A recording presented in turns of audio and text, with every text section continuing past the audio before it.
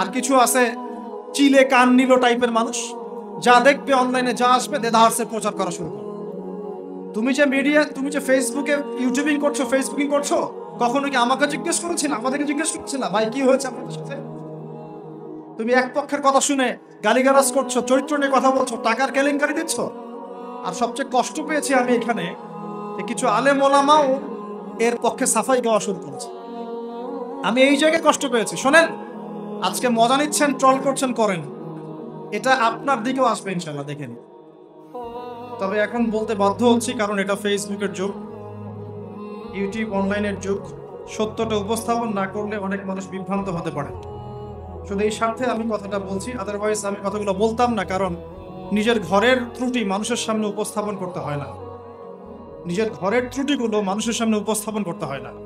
ওয়াজ মাহফিল করতে এসে এমন অনেক তিক্ত অভিজ্ঞতার সম্মুখীন হতে হয়েছে যেগুলো আপনারা কখনো কল্পনাও করতে পারবেন, যেগুলো আমি ঘরের ত্রুটি মানুষের সামনে বলতে চাইতাম না কখনোই, কিন্তু এখন কিছু কিছু ঘটনাকে কেন্দ্র করে এগুলো বলতে বাধ্য হচ্ছে।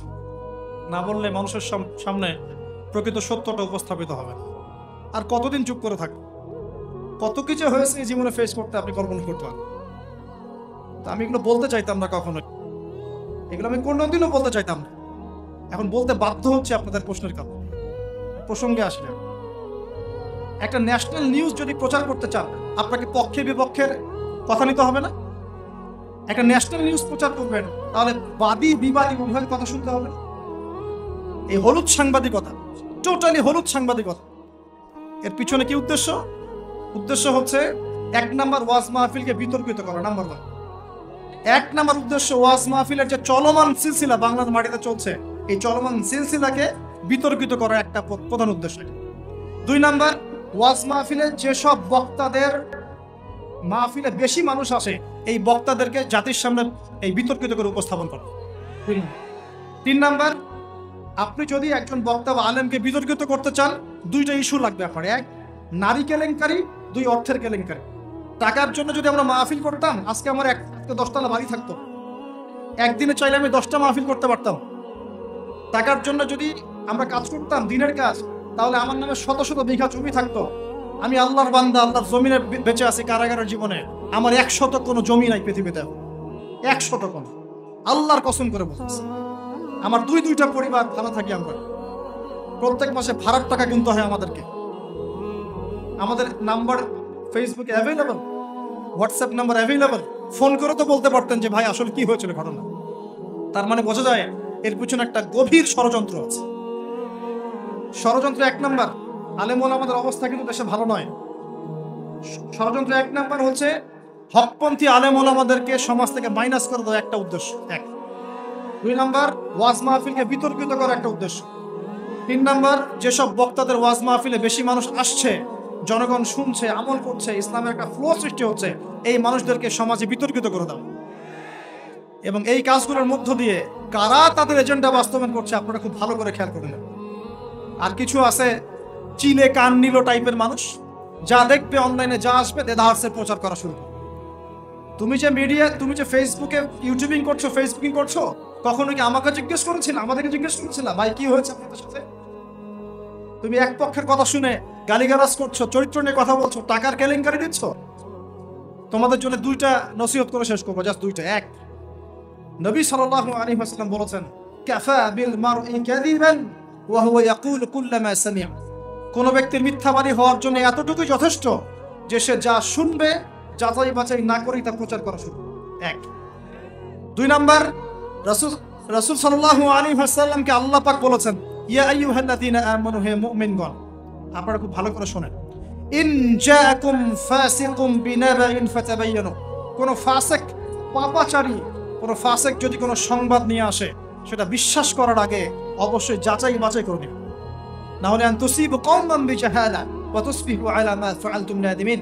না হলে তোমরা অজ্ঞতাবশত এমন পদক্ষেপ নিয়ে ফেলবে যার ফলশ্রুতিতে তোমাদেরকে অনুতপ্ত হতে হবে।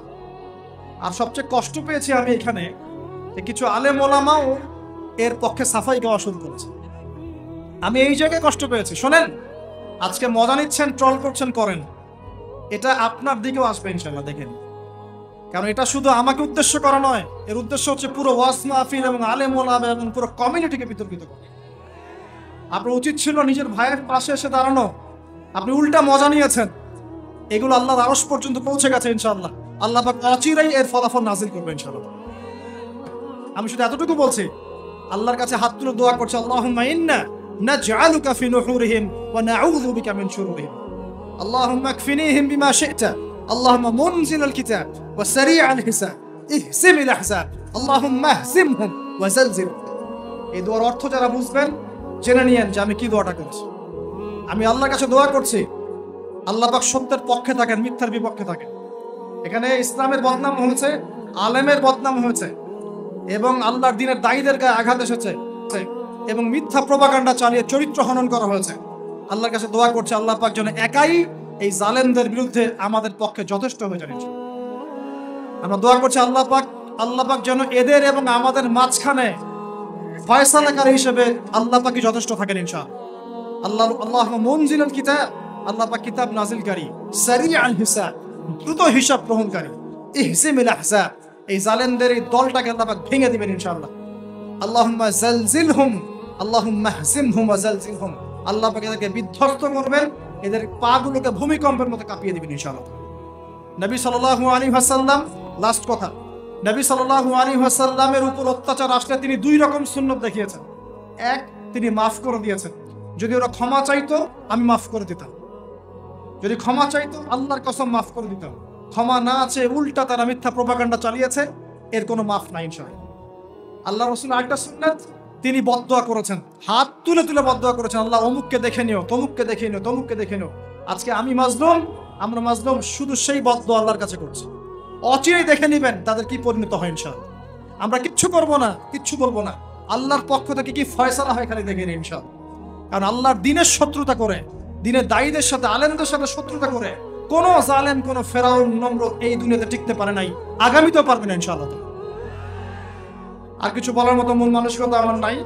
আপনাদের কাছে দোয়া করব, আপনাদের জন্য দোয়া করবো এবং অনুরোধ করব যে আল্লাহর ওয়াস্তে এই বিভ্রান্তির যুগে এক পেশে মনোভাব রাখবেন না, সত্য মিথ্যা যাচাই করবেন, তারপরে আপনি বিশ্বাস করবেন ইনশাআল্লাহ।